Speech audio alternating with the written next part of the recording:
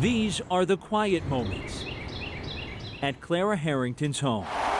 And this is where she and her husband would share the not-so-quiet ones. This is Jimmy. That's not what he looked like on game day, but that's a pretty good photo. Clara can still hear her husband cheering. She could still remember their first game together at the Georgia Dome. It was August 23rd, 1992, and I remember that because it was my husband's birthday. Season ticket holders from day one, Section 214. She's not yet ready for the stadium to go. I mean, it was built the same year this house was. She has a lot of memories there. It was still good. A lot. But, you know, the memories are here. They're not in a building. This one's really cool. This is all the signatures of the 1966 Falcons. The family's never known Sundays without football. They're only now getting used to Sundays without Jimmy. He died in December 2014 from a rare cancer. They said he had 2 to 4 years, and he lived almost 10, so we felt pretty fortunate. It kind of worked out, and chemo and radiation and surgery all were kind of done off-season. Just worked out that way. So he would still go to games. He went to as many games as he could.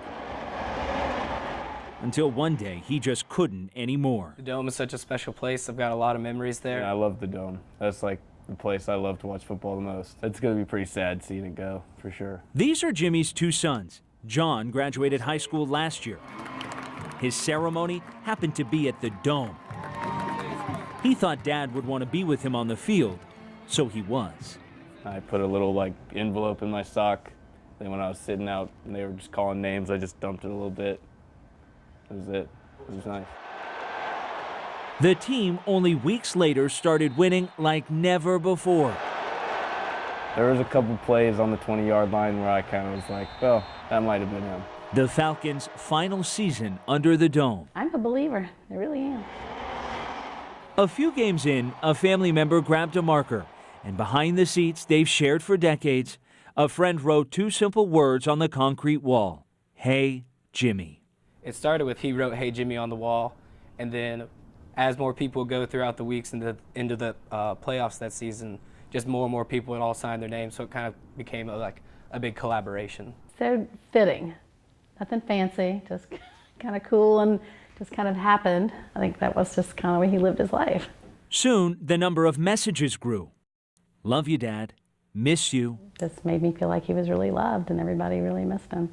And Atlanta finished its final game here with a trip to the Super Bowl. And when we beat Green Bay to go to the Super Bowl, we were just like, that's not a coincidence. She thought it would be the last time she'd ever see the wall. But what Clara didn't know, we went looking for Jimmy's wall amid the debris. We not only found it, we asked construction crews to cut it out, and they did. This ended up being the final play ever at the Georgia Dome. We found the piece. No kidding. And we're going to present it to you. Oh my gosh. A moment for this family better than any championship. It's just so special. And it means so much that so many people wanted to be involved in it.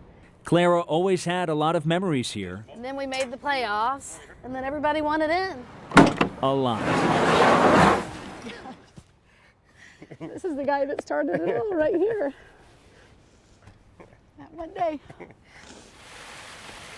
Wow. That is so amazing.